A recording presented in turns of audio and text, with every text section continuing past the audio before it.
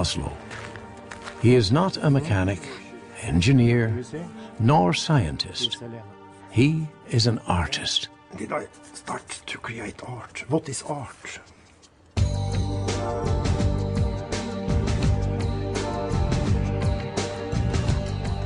But as well as being an extraordinarily prolific and creative artist and sculptor, Ryder is also a visionary and a mathematician. When I first started to think about the perpetual motion machine, I thought about the wheel.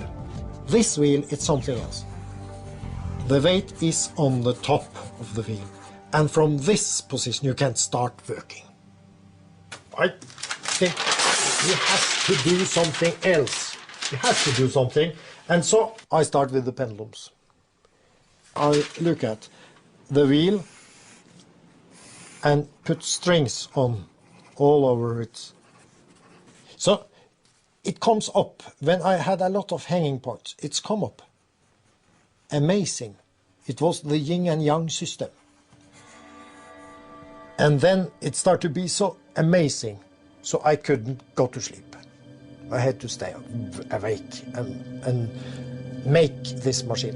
What was the beginning? What was the meaning with the yin and yang? This is the mathematical symbol for the force, the free force. Ryder Finsrud works 18 hours a day, 7 days a week, and his obsessive nature shows clearly in this self-portrait. Ryder genuinely believes that, scaled up, his perpetual motion machine could well form the foundation upon which a new egalitarian society could be built, with everyone receiving free energy.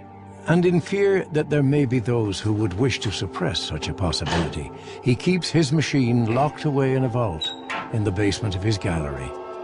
But is it perpetual motion?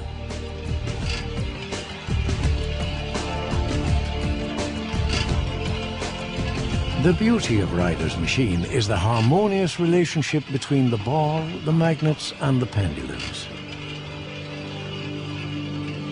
The ball is attracted to the horseshoe magnets, but the swing of the pendulums ensures these are lowered just in time to allow the ball to pass. Then this small round magnet is momentarily attracted to the ball, which sets off a series of fulcrums and springs attached to the much heavier pendulum hidden within the main brass stem of the machine.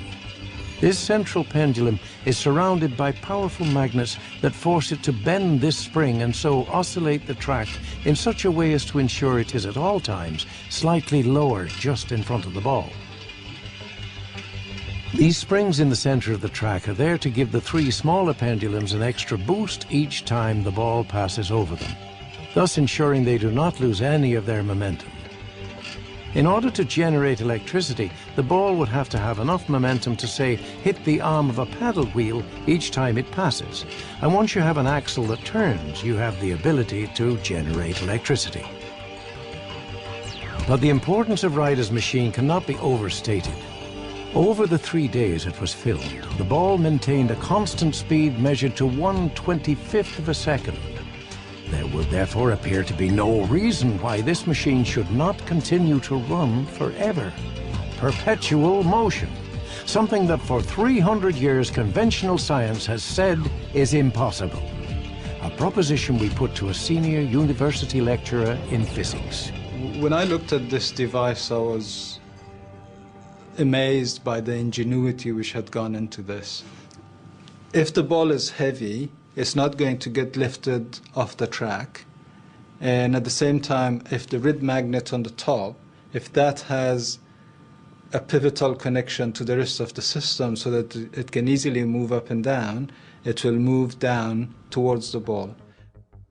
Normally, the efficiency of any device is about 20, 30, 40, 50%. This device may have an efficiency of the order of 80 and 90%.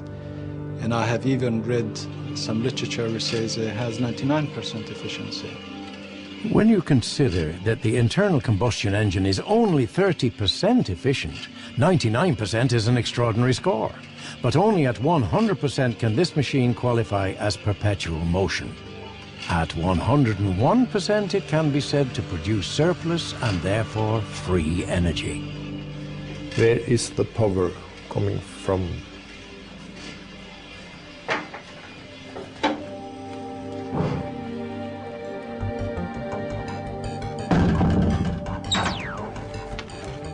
I had scientists from all over the world looking at it, and they can't tell me where the power is coming from. The claim that this is going to run permanently or indefinitely doesn't seem to hold, because the second law of thermodynamics tells us that this is not possible. The fellow from Norway sounds sincere enough, but I really don't think he can come out ahead with just magnets, wires, and wheels.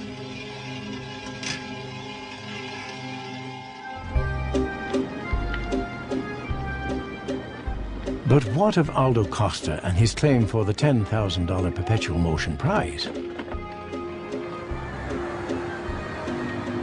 Eric Krieg surprised everyone in his final response to Aldo Costa's challenge. Indeed, it appeared as though Mohammed really had come to the mountain. There must be something special about it, more than a big and wheel. then everybody, there's this, everywhere you have this little masses, which is 2 kilograms each.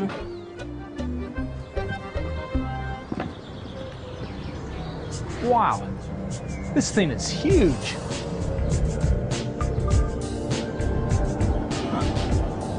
Yeah, you can see how this works. Not only, it seems, had Aldo done the maths, but with every nut, bolt and rivet, he had backed his absolute belief that, contrary to the current laws of physics, energy can be produced by a fuel-less machine. He had, he believed, found the holy grail of science, perpetual motion. It is a nice view of the French countryside from high up in the air here.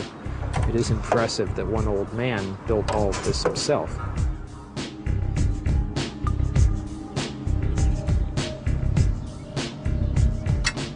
Dix,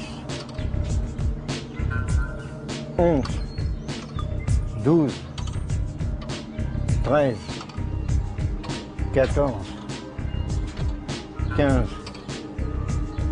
15, 16, 17.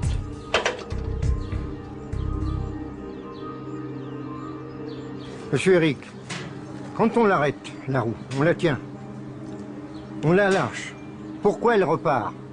So when the wheel stopped, why did the wheel start again? Some friction is variable. There are other sources of power that can come in. The wind can make a slight amount of power. The sun hitting one side and not the other side can expand it a little bit and make it counterbalance that it might move. From my experience with science and engineering, I can't see how this would ever be a source for external energy. In fact, with all the different sources of friction on this, I don't believe it can be a perpetual motion machine. Pour lui, il ne voit pas d'où la puissance viendrait. Par contre, il voit beaucoup où la puissance pourra être dissipée par notamment tous les mécanismes de friction. D'après toutes les explications que vient de me donner M. Eric, les objections sont réelles, il les pense vraiment. Mais c'est l'opinion d'un seul homme. Et ça s'arrête là. That, said Aldo, is the opinion of just one man. And the wheel keeps on turning.